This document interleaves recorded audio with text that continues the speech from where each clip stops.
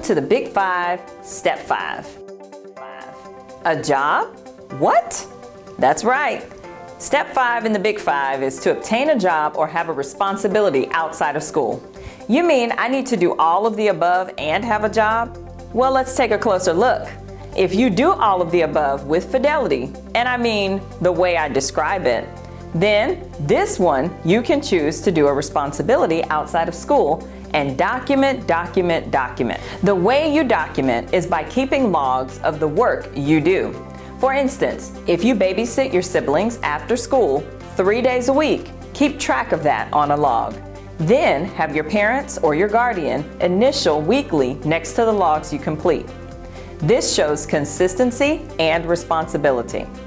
If you have a job, it's a little easier to document because your employer can simply sign a letter verifying your average dates and hours of employment. He or she can verify that you work an average of 8 to 10 hours per week. Try to stick to the weekends and not on weekdays so you can study and practice. But he or she can document that for X amount of months or years. Working for the same employer for 1 to 4 years shows your commitment and dedication. If you tend to move around from job to job or get fired, that does not look well on your resume. Speaking of resume, you'll want to limit the amount of jobs you have so you do not look inconsistent and all over the place.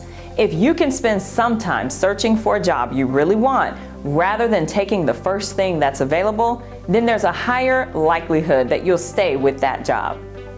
Working provides you with an opportunity to experience what having a job means and what kinds of decisions you have to make when you have obligations to work.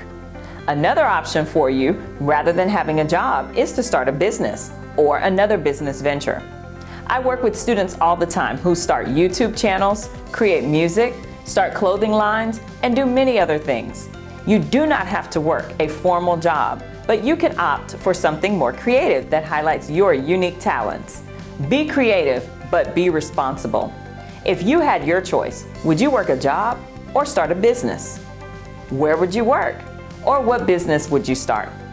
Be sure to follow us at Reach Consulting and tell Coach Amy all about it.